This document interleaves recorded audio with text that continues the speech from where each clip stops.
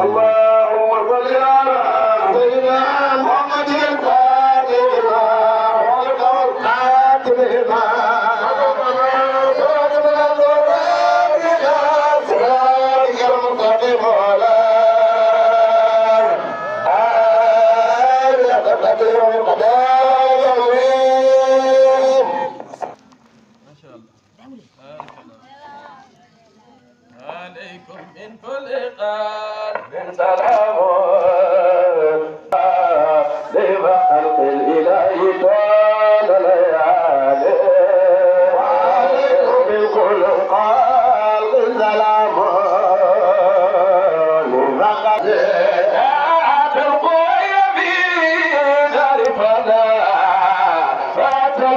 بغتة بتوالي من كل كاد سلام لخلق الله طول الليالي وأتى الأخوة لهم عيسى ثم أسيرنا تالنا من كل كاد سلام لخلق الله طول الليالي وأتى دولة فتدلى نور كل نجوم لبلاد عليكم كل خاص سلام لخلق الله طول الليالي وانا في دار الغيوب بأوي ربي والشعب قول كل رجال عليكم كل خاص سلام لخلق الله طول الليالي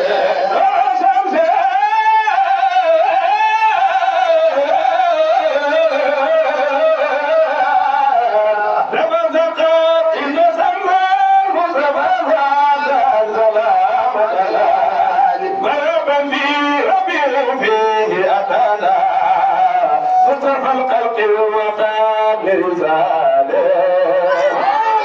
من كل سلام لخلق الله طول الليالي يا ذا المبتدى بتعرف كهيل بإذن يأتي ربنا المتعالي من كل خلق سلام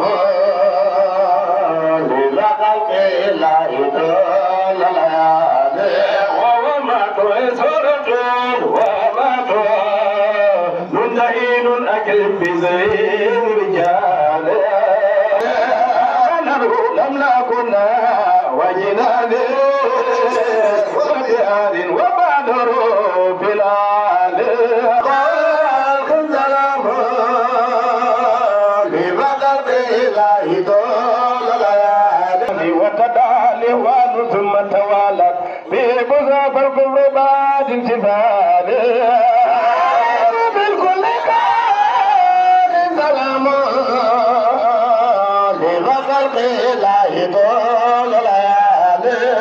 كما بجموز مكون رجيمين على مرقى من كمالها بالكل قال سلام لخلق الله طول الليالي فوزنا نارهم بقمود وانقطاع الغول عن كمالها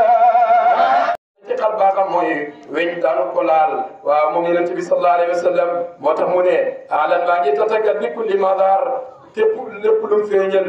min xaaliqin tukkee ci xar baax yu yoo xam ne dana mu dottal fikra xelaat yi bëri na xar baax yi doon Yonent bi di def sallallahu alayhi wa sallam loolu ma ne dafa dottal loolu yéen xel yi bokk na ci keroog bañ ko xarloo weer wi Yonent yàlla Muhammad sallallahu alayhi wa sallam ñaan yàlla ba yàlla xotti weer wi waaw ñaari xottinte waaw xam nga ne loolu ñi yàlla mooy tawfeex keroog dañoo wedd loolu ndax saxut ci xel de dañ ne loolu jabar la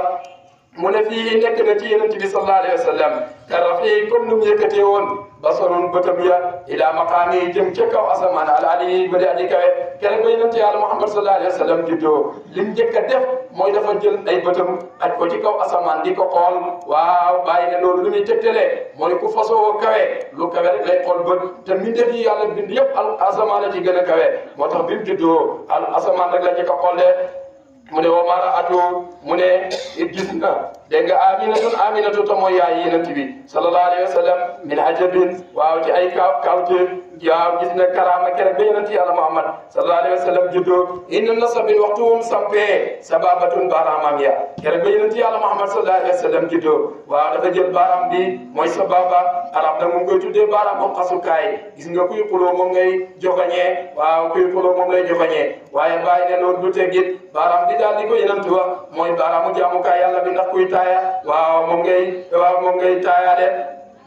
sàbbale ko moo tax mu ne ina na sa waxtuwam sappee sababatun baaraamam ya su ma tarax mu dal di jege lu yàlla nag di sajdatin ci sujjoot waaw yonent bi nag dal di sujjoot keroog bi mu juddoo waaw li njëkk a def rek mooy dafa sujjoot waaw banque ñeenti baaraam yëpp waaw tàllal benn bi mooy sababatu bi waaw di gis ne wane yàlla kenn la wa yonent yàlla Isa alayhi salaatu wassalaam li muy foor yaa keroog ba mu juddoo moom dafa wax waaw inni abdullah atani alkitab wa jaalani mubaraka wa jaalni aynama kuntu awsani bis salati wa zakati ma dumtu hayya loolu la Isa waxoon waaye yonent bi moom ba mu juddoo dafa sujjoot ne allahu akbar kabiran walhamdulillahi kasiran wa subhanallahi bukratan wa asilan la ilaha illallah dégg nga loolu yonent bi wax ba mu sujjootee waaw moo tax mu ne su ma tarab mu daldi dégg nga jegeelul yàlla bi sajdatin ci sujjoot ak mubtahili waaw muy aji toroxlul yàlla ni mag mu xam yàlla ni muy jaamoo yàlla allahumma salli ala sayyidina muhammadil fatih lima wa lil khatimi lima rabbana